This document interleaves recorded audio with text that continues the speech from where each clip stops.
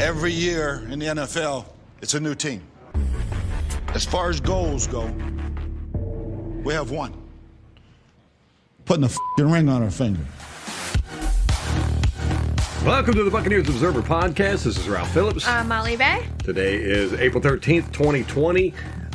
We'll say it's almost stimulus check day. How many days till kickoff, Ralph? Oh, man. Where are you at? I know. Come on. Out of practice. 153 days till we get to see the Buccaneers kick off if we're all not dead from the beer virus.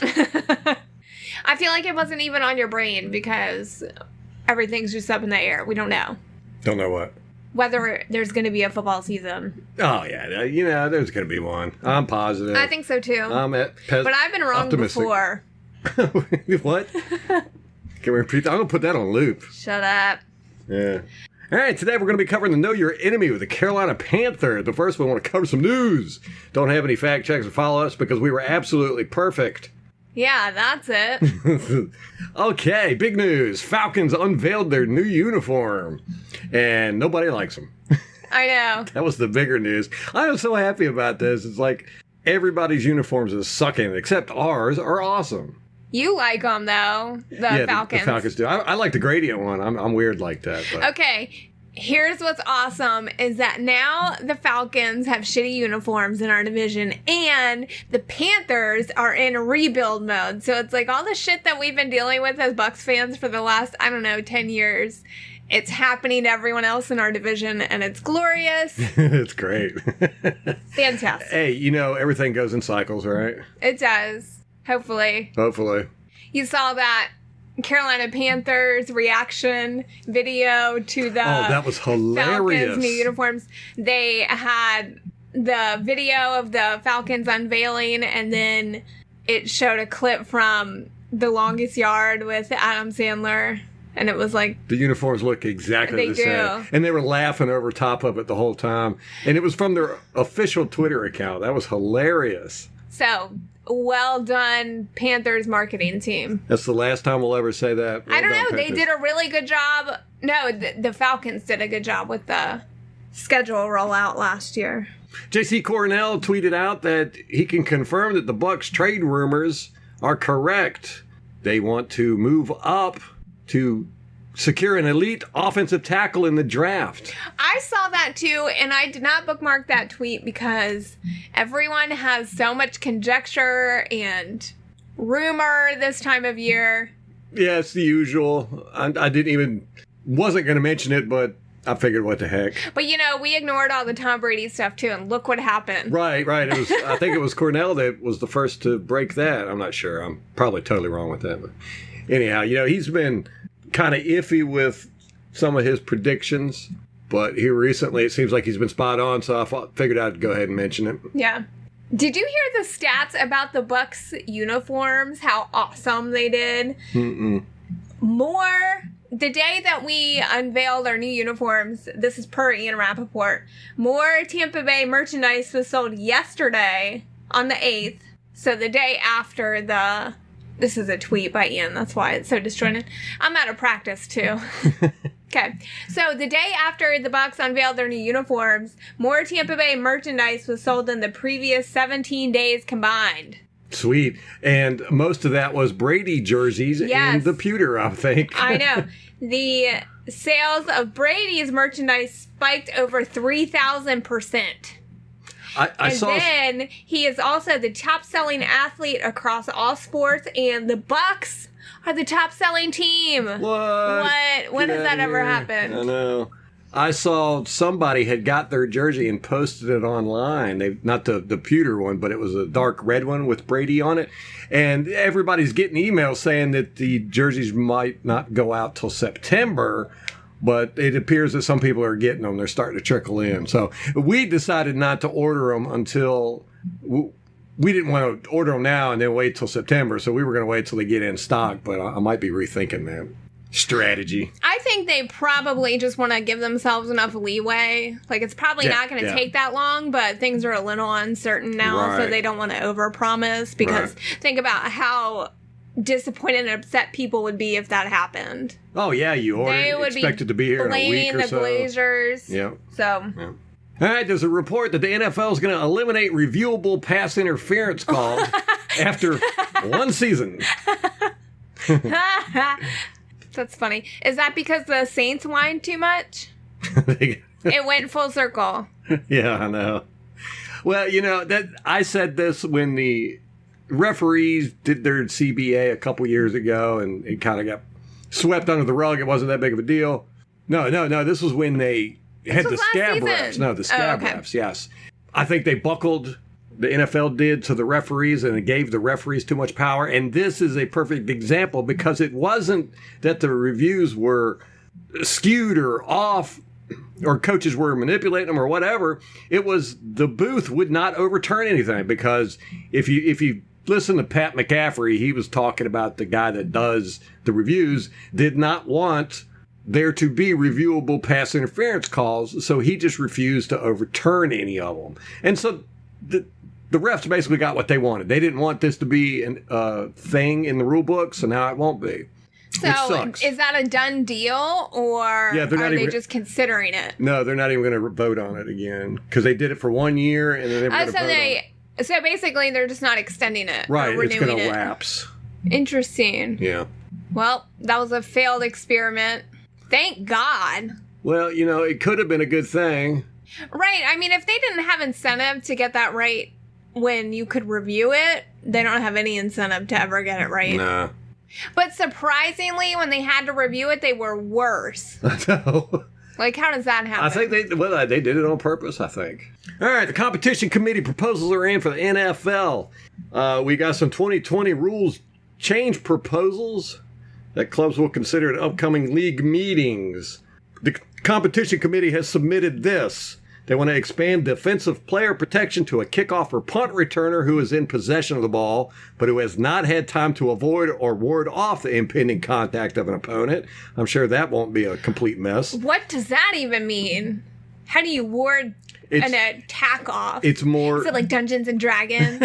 you roll dice. You roll some dice. And the dice. Dungeon Master goes, how do we even know how to play Dungeons and Master? I mean, you went far. I didn't even know there was dice in this. Nerd. The other competition committee proposal is to prevent teams from manipulating the game clock by committing multiple dead ball fouls while the clock is running. That's bull. Well, that's, anything to get at the Patriots, although the Patriots had it done to them by Tennessee, I think it was. I can't remember. Yeah. It was great. And boy, did Belichick get pissed. Okay, now the Philadelphia Eagles have proposed some changes. They want to modify the blindside block rule to prevent unnecessary fouls. They need to get rid of the blindside block rule. I know. Keep your head on a swivel. That should be the rule. Make permanent the expansion of automatic replay reviews to include scoring plays and turnovers negated by a foul and any successful or unsuccessful try attempt. Now, I agree with that. I like that one. Yeah, they should definitely do that. That's a good one. How many did we get screwed on that way? All of them. Provide an alternative to the onside kick that would allow a team who is trailing in the game an opportunity to maintain possession of the ball after scoring. That's really vague. Basically, 4th and 15 from the kicking team's 25-yard line. Oh, gotcha. Okay. Yeah. They want to restore preseason and regular season overtime to 15 minutes and implement rules to minimize the impact of the overtime coin toss. Boy, that one has just been a mess, the whole overtime stuff. But I think that they've kind of mitigated it by saying that you have to score a touchdown on the first possession to end the game. I think the way they've got it now is about as good as you can get. I think so too. So what do the Eagles want to happen? Do they want you to be able to score a touchdown and then the other team get a chance to score too? Don't know. They want to... It's a very vague request. Yeah, they want to restore it to 15 minutes overtime maximum and just implement rules to minimize the impact of the coin toss. I don't know. Yeah, what the hell does that even mean? It's the Eagles. We know they're all a bunch of whack jobs, so... Whiny babies. Miami Dolphins have proposed providing the option to the defense for the game clock to start on the referee's signal if the defense declines an offensive penalty that occurs late in either half. Yeah, so I guess that's an issue that Miami got stung with. Baltimore Ravens and the Los Angeles Chargers, the Chargers, with their new logo. What a disaster. That's the Rams. Oh, the new Rams. logo. Yeah, the Rams They look look like the the same. Chargers, right? And they're playing each other this year, so that's going to be interesting to see. Everybody's going to be confused as to who's catching, who's throwing. Okay.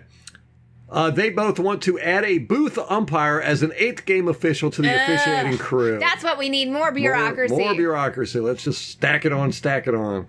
And they want to add a senior technology advisor to the referee to assist the officiating crew. None of them can work their iPhones. They're still out there with the rotary phones. Have you seen them? They're like police now. They've got so much crap on their belts. They have so much crap. They got their finger whistles and then the little... to rape whistles. That's a reference to the other guys. Yeah. The string on their hand, which I think that's separate from the finger whistle. Yeah, right? Yeah. That's how they keep track and of what the down it is. hats, that's an important piece of equipment. Yeah, because and they throw got that their down. flags. Yep. And then the little blue chip thing that they throw out. Yep, the turn of possession That's just flag. crazy. Yeah. Then they got the mic pack where they talk to each other. They've got the mic pack where they get from the booth. And then they have the buzzer for when the coaches want to challenge a play. So they look like Batman out there with their utility belts. Not as cool. The lamest Batman on the planet. Ah. Like the hall monitor Batman. Oh my God, the Crossing Guard. Yeah. That's it. That's their superhero name, Crossing Guard, Captain Crossing Guard. So we'll see how much of that's going to get in there. I'm sure the competition committee suggestions will be the expanding the defensive player protection and prevent teams from manipulating the game clock. That's just hilarious. See, I love stuff like that when coaches can finagle and strategize. You know, they keep taking stuff out like that. It's just not going to make it any fun for us strategy guys. See, here's the problem is... Tell us what the problem is. Coaches that are not innovative get beat by that shit and it pisses them off. Yeah. And so they throw temper tantrums because they're getting beat by better men. Right. And so they want to take that element out of it. No, I don't think that's right. Nope. That's what makes it fun. You just never know. Yeah. It was like Call of Duty. Call of Duty got big with Modern Warfare 2. That's when Ralph coincidentally started playing it. And that's when everybody started playing it. So that's when it really hit off. But there was so much cheating in that game that it was fun. There were people that liked to cheat, but then there were people like me who liked to punish the cheaters. So I'd run around with rocket launchers and find these guys who were boosting, they would call it, where they were shooting each other and with their... You're going too far down that rabbit hole. But, it just made it so that no matter what your style was, whether you like to camp or you like to use the boomstick to drop grenades on people or you like to snipe, whatever you like to do, it was available in that game. And you get pissed off when you got grenaded by one of them grenade launchers. But there was ways to beat it. And you just had to figure it out. And that's what I like about football because it's a very complex sport. There's all kinds of different ways to win, lose. It's not totally dependent on... the strongest and the fastest. And it's also one of the very few sports where you've got all different size people can play it. I mean, you look at basketball, baseball, boxing, they're all... Racing. Yeah, racing. I mean, you ain't got no big guys racing. Tony Stewart was... No, he was small. Chubby. He was big for a racer. But, it's like jockeys on horses. You have to be a solid... But with football, you can be small, big, skinny, muscular... whatever. There's always a position out there if you can play the game. That's how I like about it. And that's how I like about the coaching too, because you can coach in any number of different ways. It's like a chess match. I mean, there's always a counter. And the more they whittle away at it, the more they're going to make the game more interesting for people such as myself. Tom Brady seeks trademarks for Tampa Bay and Tampa Brady. I hate it. Well, I think he's just kind of gotten business oriented and he's focused on anything and everything. I don't know if he's going to use them, but yeah, Tampa Bay is kind of silly. Tampa Brady is kind of cool. Well, I read that someone else was seeking the trademarks on those names. So the Tampa Brady one. I'm pretty sure it was that one. And they actually filed before Tom Brady did. I know, so I wonder how that's going to go. Chances are pretty good. Well, he's probably got better lawyers, so. Yeah. Speaking of Tom Brady, he is already involving himself in the community. Tom and Giselle donated 750,000 meals to children, families, and seniors in the Tampa area. Yes, and that's on top of the $1 million they gave to the other meal program that we talked about on the last podcast. And they did a charity, too, where he went on and played poker live, charity event, and got knocked out, immediately. Yeah. He was a good sport about it, though. Yeah, football's his thing. Maybe not poker. Right. There was a big kerfuffle about Jameis Winston. He put a video up. He's been putting all these videos up showing him training, because of his injuries. He had a knee surgery during the offseason. He had his eye surgery during the offseason. He's got a broken thumb. Did he get surgery on that?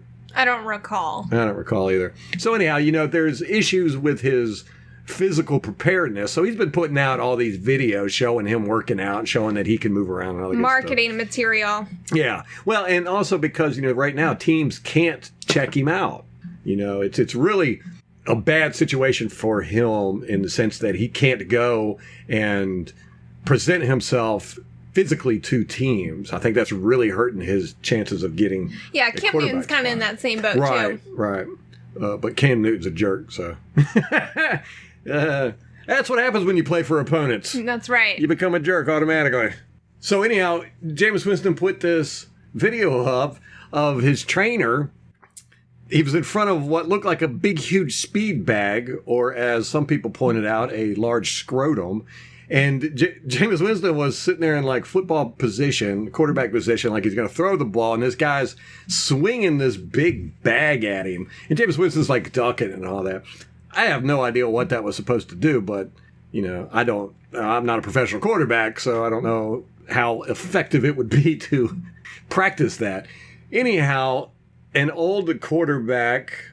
David Carr. It's Derek Carr's brother.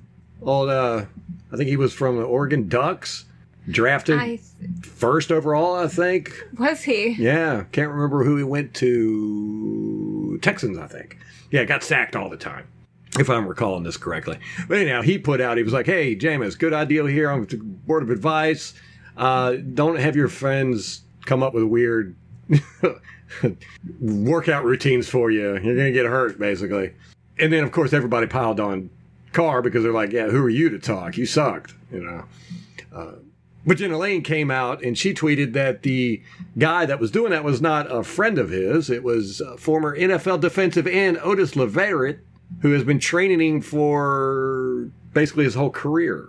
Now, I'm going to go out on a limb here and say he needs to get a new trainer just on that right there, because if you watch any of my videos, Jameis Winston's not the most graceful person on the planet, and Well, in that whole exercise, he was practicing doing things that he should not be doing during the game.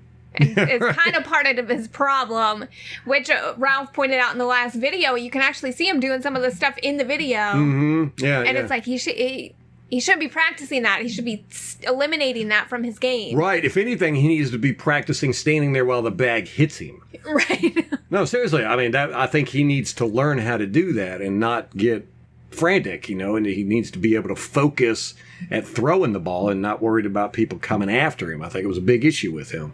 I just found it interesting how Jenna Lane jumped in the scrum and called that guy out. Jameis did too. Jameis basically told him to go pound sand if he didn't have anything constructive to say.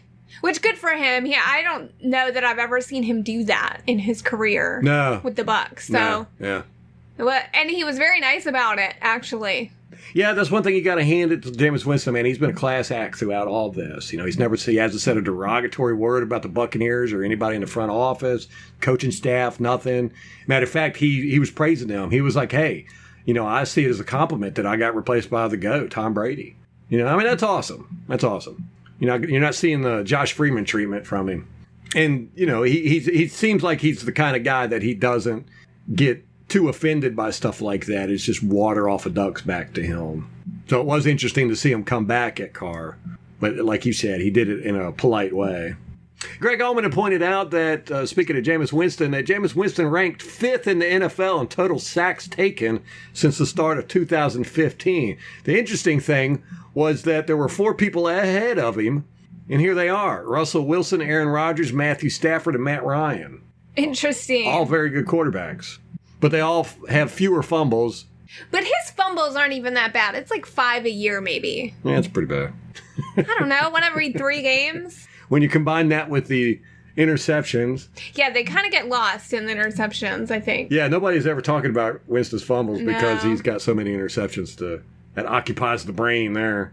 Drew Brees has signed a contract with NBC Sports over ESPN, so he's probably going to replace, after he retires from the Saints, he's going to replace Chris Collinsworth on Sunday Night Football. That's a very strange thing to come out with this early. You know, I mean, that's over a year away. At least a year, away, yeah. So I wonder why that was leaked and put out there. Well, and then the whole ESPN thing where it fell through with Peyton Manning, too. Like, nobody wants to go to ESPN, apparently. Yeah, ESPN sucks. Gosh, I remember when they used to be the best sports thing to ever. Basically, the only sports channel. Man, I used to love ESPN. Boy, did they turn into some crap. Well, they're just full of a bunch of blowhards, you know? Nah. All right, so what do we got as far as the Carolina Panthers, Molly? Speaking of blowhards. we love digging it to our opponents, don't we? Yes, that's the point. All right, we got our Know Your Enemy today with the Carolina Panthers. This one's going to be fun. They have the most turnover churn going on over there. They are in complete rebuild. But you know what? Before we get into that, let's hear a word from our sponsors. We all know about the coaching turmoil occurring at the Panthers. Yeah, but can't ever get enough news on that. I know. Love it.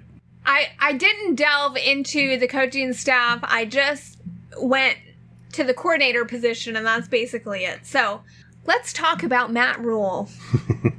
We kind of went over this when he got hired, but just to recap, and then actually I'm more interested in his coordinators. They're pretty interesting. Matt Rule is from Baylor. He, before that, was at Temple. He was with both for 3 years. His first year at Baylor, he finished 1-11.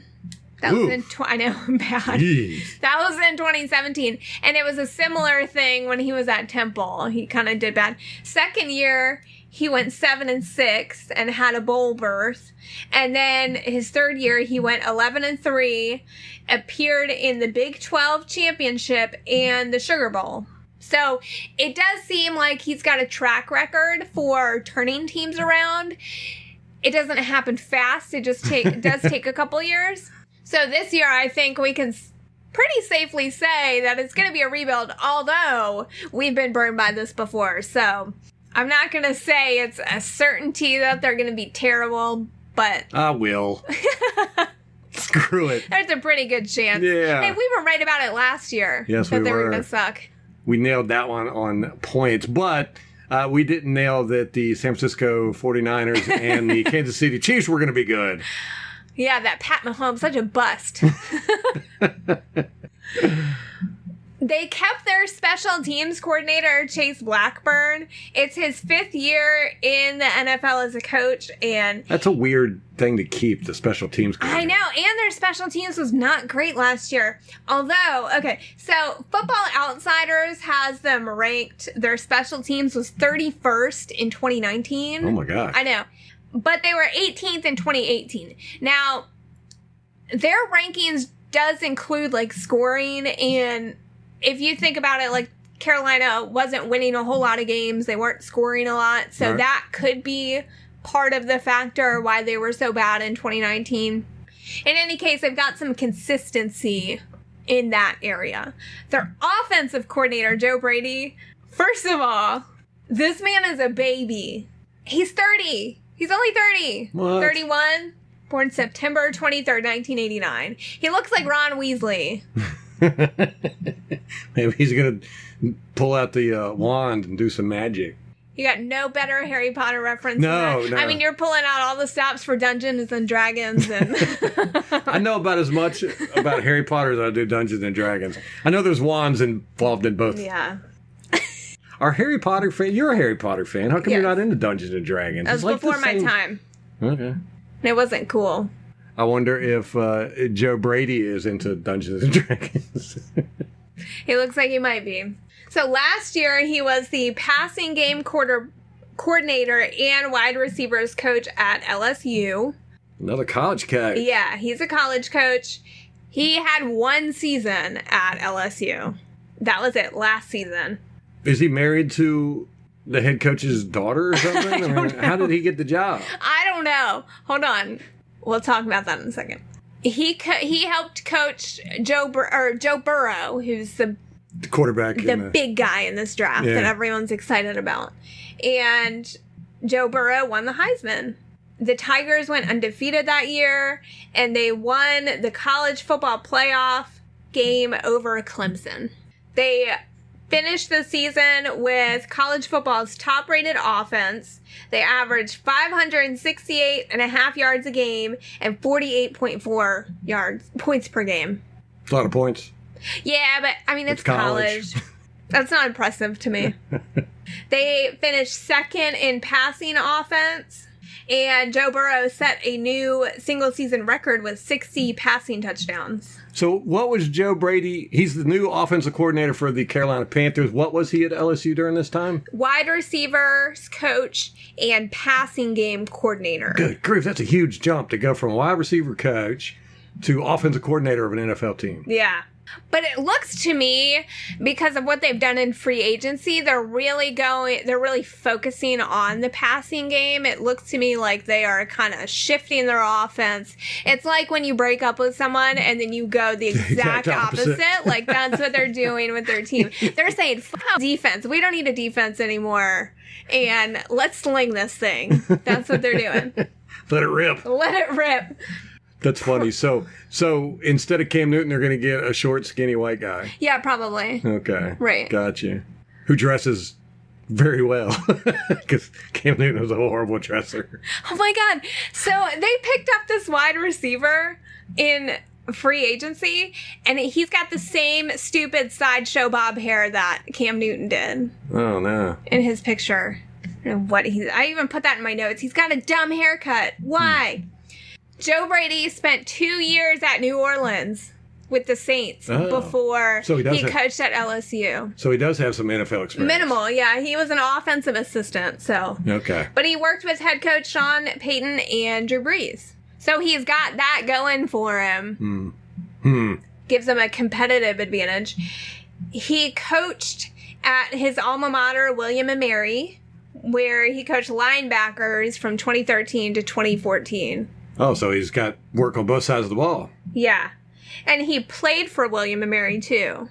He was a wide receiver. I was going to say kicker, but... He was a wide receiver, I think it was from 2009 to 2012. But William & Mary, I don't know that they have a very robust football program. I just can't get over that he's 30 years old and... Offensive coordinator. NFL team, yeah. But, look at Sean McVay. Yeah. With the Rams, I mean, he's the boy wonder. Well, how old is the Carolina Panthers head coach? He's not I would say he's probably early 40s. Rule. Rahule. I just Googled it. He's 45. Okay.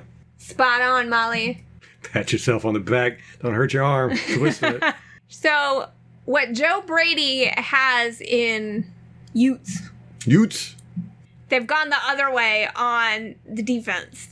You got a bunch of old people. They do. Old crickety. They brought in Phil Snow as defensive coordinator. He is I remember Phil Snow back in the war.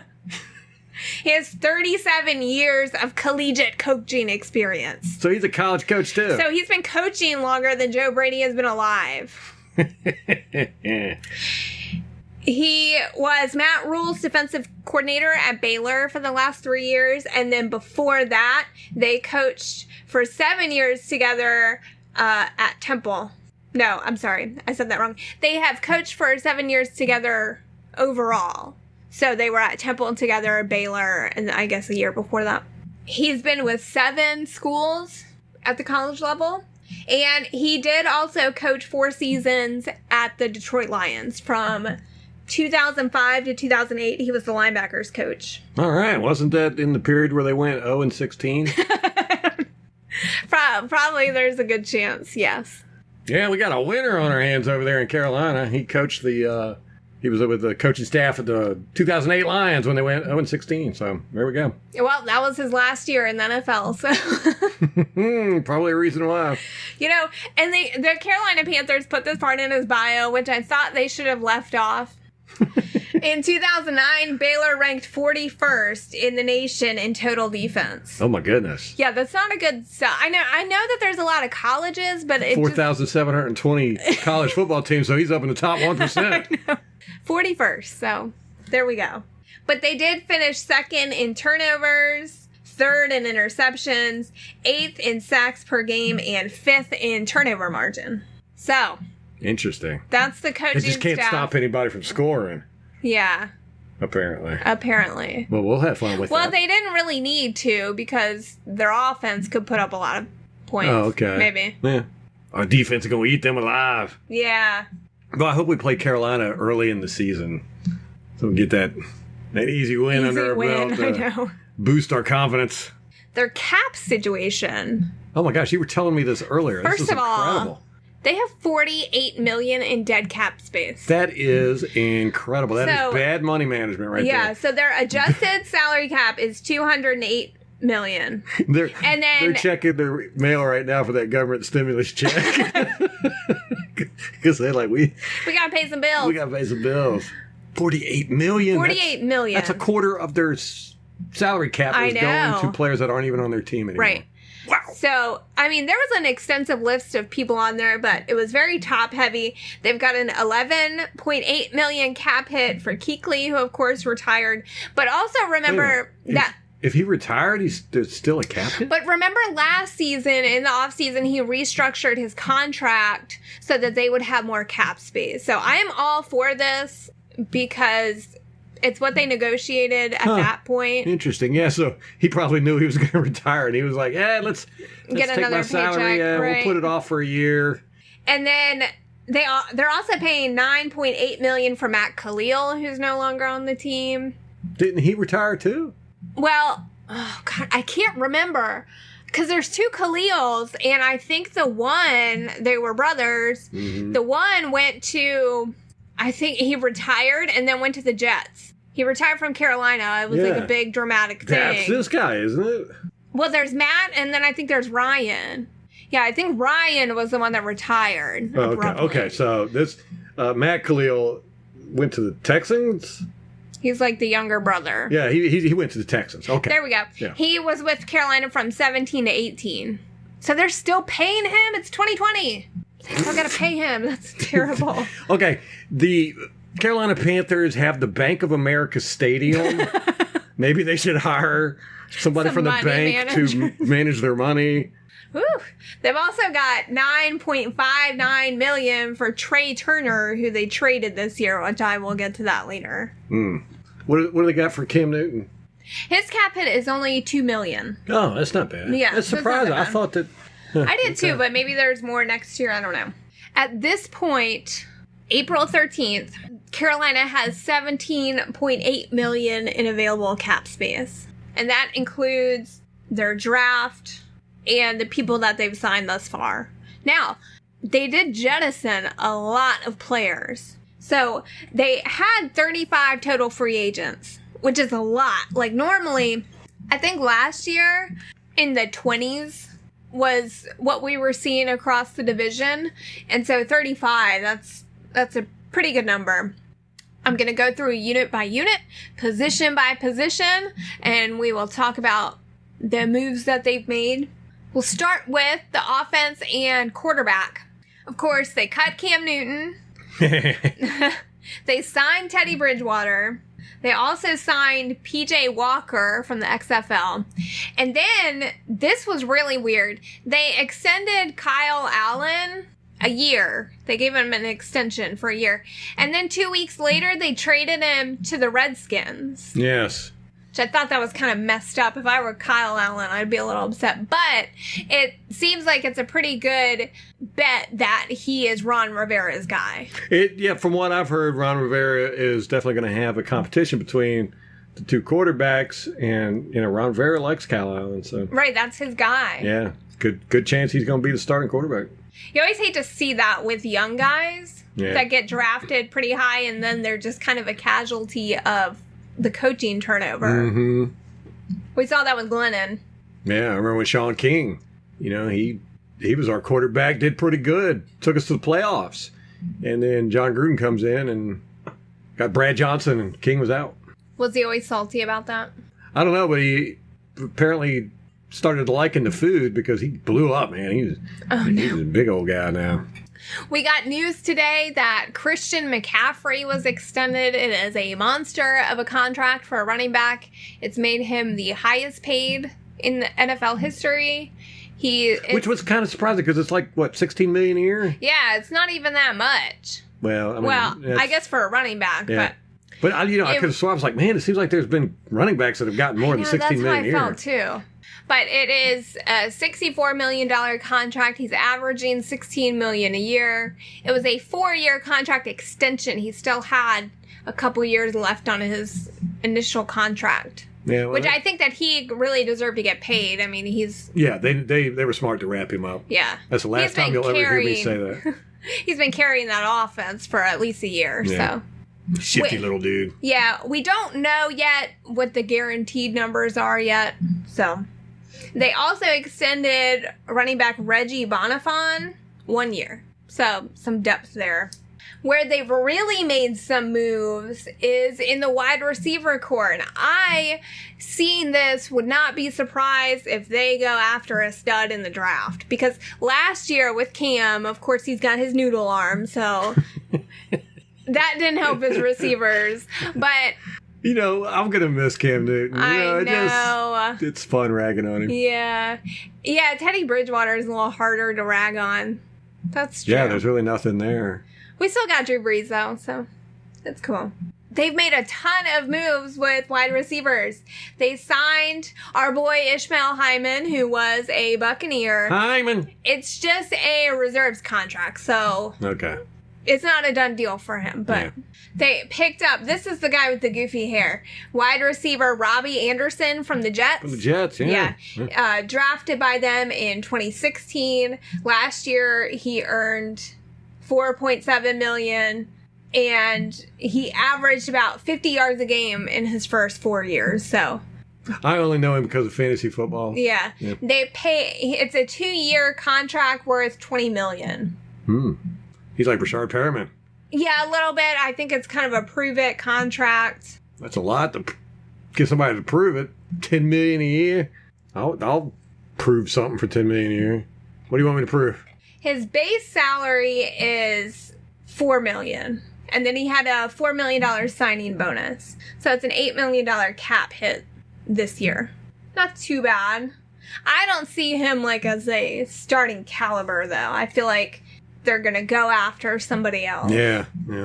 It sounds like you said, they're really gearing up to start ripping the ball down the field. Yeah. They signed wide receiver Seth Roberts from Baltimore. That one is a 1-year, $3.75 million deal. Never heard of him. They re-signed DeAndrew White on a 1-year, $825,000 deal. They signed Keith Kirkwood from New Orleans. That is a 1-year, $800,000 deal. Man, bunch of 1-year deals here. Yeah.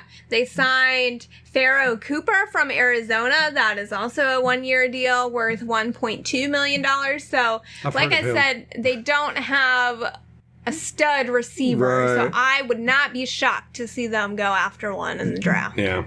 They have unsigned wide receiver free agents in Jarius Wright and Chris Hogan, who isn't Chris Hogan somebody from New Orleans? Name sounds familiar. Yeah.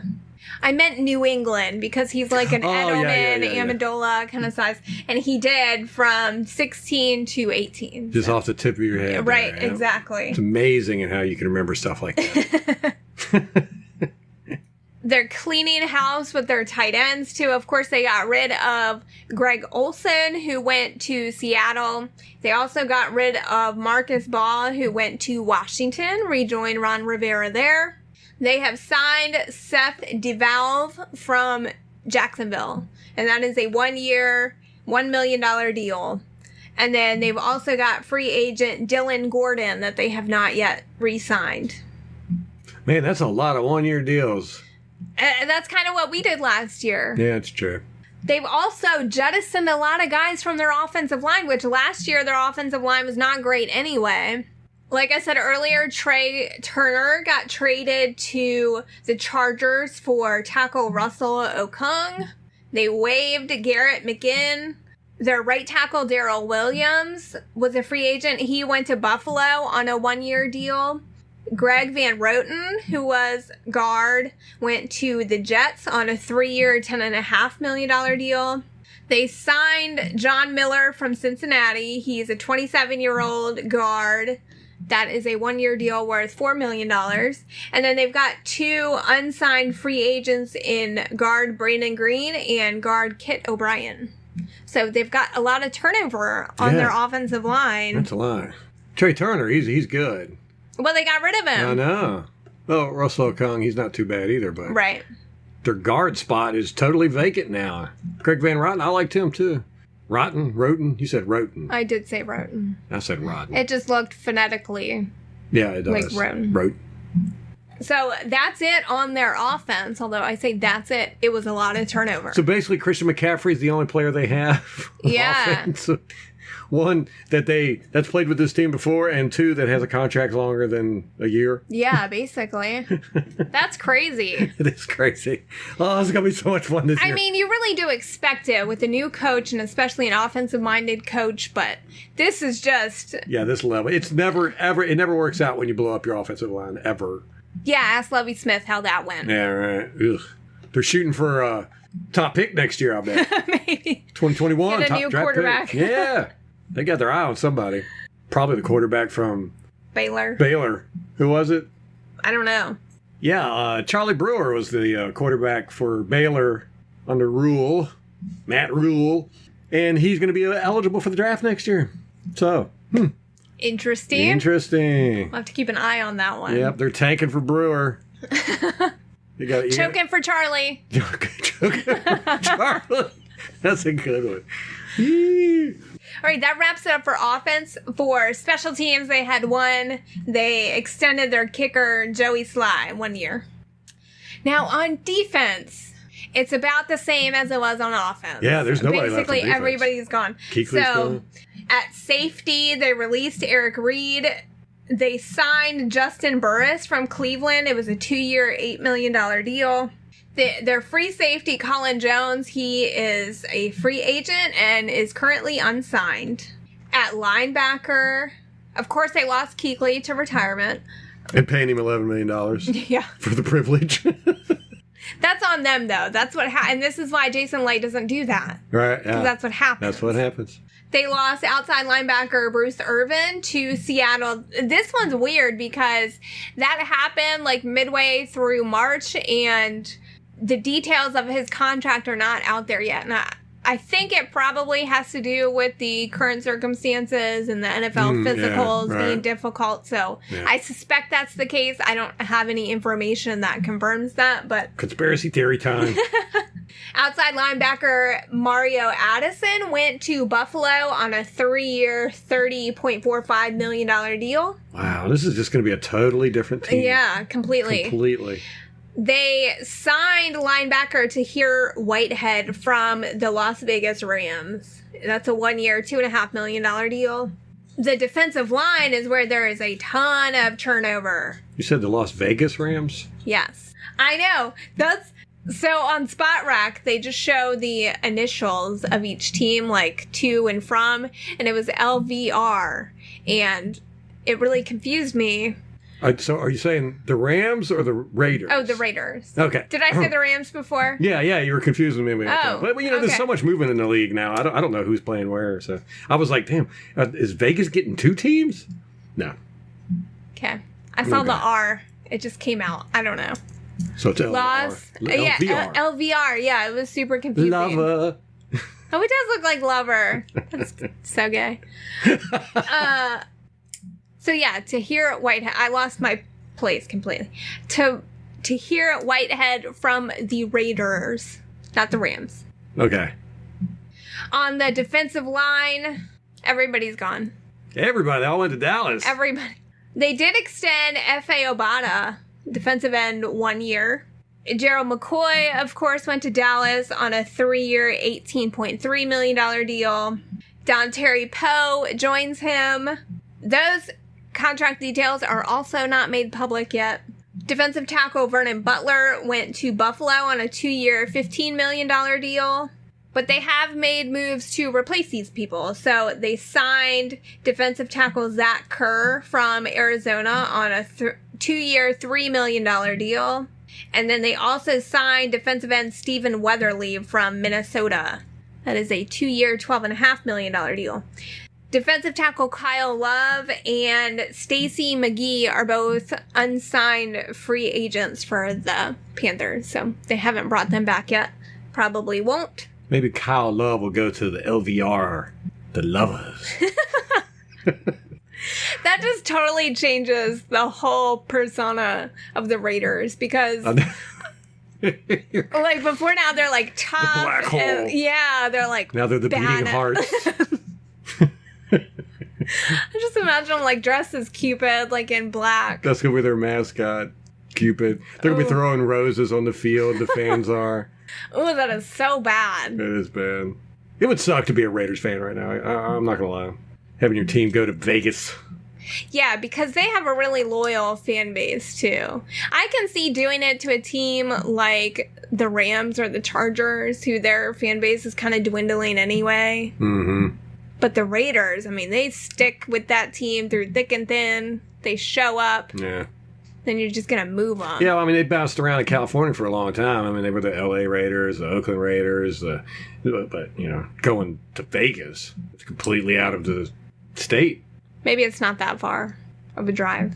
I don't know. Vegas, baby. I think it's like 6 hours, 7 hours. Okay. Yeah. That sucks. Might be 4. I don't know. In their defensive backfield, they also lost, this one's great, James Bradbury, who they always put on Mike Evans. Mm-hmm.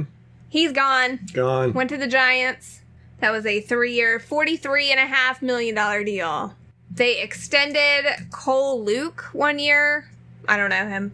And then they've got Ross Cockrell and Javian Elliott, former Buccaneer, still unsigned. So they're not bringing those guys back, probably. Man, wow. Man, they're signing a bunch of kind of no-name guys. Yeah.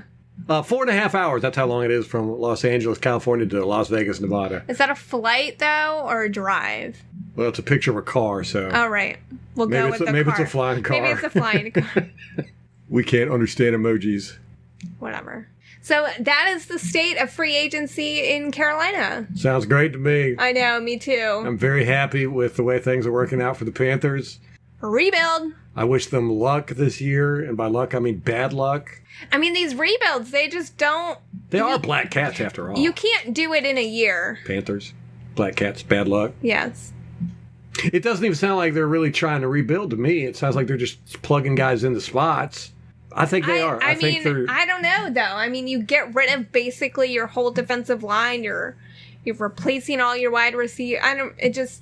Your whole offensive line. Your whole defensive line. It's a rebuild. But they're not rebuilding these guys. I mean, they're just plugging people in. I don't know. Scrubs. Yeah.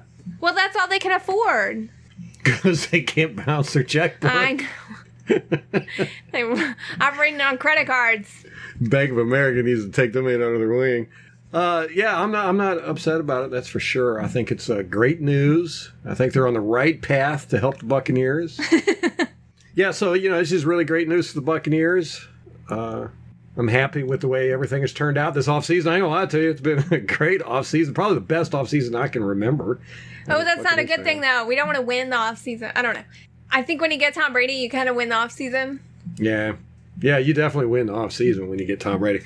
But I mean, there's a possibility he could stink the joint up, but I think it's a very, very, very low possibility. I'm not going to lie. I feel like the stakes are really high, and I am a little nervous. I'm not. I'm extremely excited just to see what happens. But I have all the confidence in the world that it's just going to be an awesome year. I mean, our defense looked spectacular to me at the end of the year, the last half of the year. I love our defensive line. We kept them together. I love our linebackers, kept them together. Our secondary really, really, really, really started showing up. I mean, they were They were amazing at the last half of the year, doing some incredible stuff back there. We've got elite wide receivers. Now we have the GOAT. I just can't. It's impossible for us to screw this up.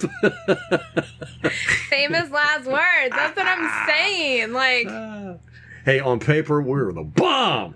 Do people even say that anymore? no. When was that popular? Like the 90s? When people play Dungeons and Dragons. But before they watched Harry Potter, right? Exactly, Okay. yes. Yeah, nerd. You're a nerd. Harry Potter. I'm surprised you don't have a little lightning bolt tattooed on your forehead. That was like one of our first dates. We sat in the house and watched all the Harry Potter movies. Oh, yeah, that's true. You put me through that. You're trying to get my pants. It worked. If I would have known all it taken was a cheeseburger, I would have to suffer through 17 hours of Harry Potter. And then we went and saw the one Harry Potter movie live. When it first came out, we drove an hour and a half away so we could see it in IMAX in 3D. So, hey, I was really trying to get my pants. I can't see the 3D. Like, I have no depth perception. So those glasses don't work. Now you tell me. I know. This is fucking 10 years later you're going to tell me this stuff. So I shelled out all that money for nothing? Yeah, basically. Oh, all right, so next time we're going to have the who? I don't know. Who should I do next? Falcons or Saints? Let's do the Falcons. Let's go in order of crappiness. Okay. Yeah, I think that's a good idea. Yeah. Yeah, I think so. We'll do the Falcons. So we'll try to have that as our next podcast, maybe, unless we have some interesting news. And we'll probably do it anyhow. Yeah, and I hope to do it by the end of the week. We've gotten comments. People miss us. Yeah, we're only doing the one podcast a week. I know. It feels weird. I'm not used to it. But we've been very busy, this being locked up in the house. You're saying you're not as productive as you are at work, but we're constantly busy. I mean, we don't relax like we used to. Like, we're constantly doing stuff. And it just seems, I don't know how this has gotten away from us. But also, there's really not a whole lot to talk about with the Buccaneers, or football in general. But we try to keep this podcast strictly Buccaneers news, Buccaneers-related news, so we don't go into all the stuff going on in the other divisions and all that mess. So, it really limits us on what we have to talk about. And, Matt, just reading the articles, every day, it's just really, there's a lot of opinion pieces. There's there's so much conjecture and speculation. But it just occurred to me that the draft is in like 2 weeks. And Goodell's going to do it from his basement, from what I hear. Is his wife and kids going to boo him? Who was it that said that? I know, I totally stole that. Yeah, you did. Yeah, well, this is the first time that he will have a draft where he doesn't get booed. He's going to be pushing for this every year. It would be so funny, and he would go such a long way to establish a relationship with the fans if he had like a little button he could press where every time he went up there, when he got in front of the microphone to say something, he pressed it, and it was like boos. Yeah, you know what? Like a soundboard. I think it would be funnier if he did like an applause. That would be funny. In your face. Yeah. He would definitely push for that every year then. All right, well, that's going to wrap it up for us. Till next time. Go Bucks.